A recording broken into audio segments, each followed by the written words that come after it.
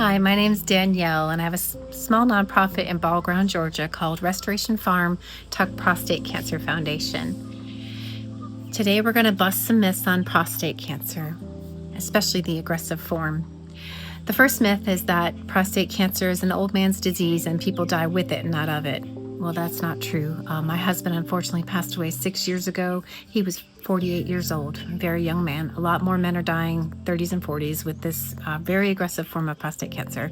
So the second myth is that you only need to get one blood test for the prostate after 50 years old.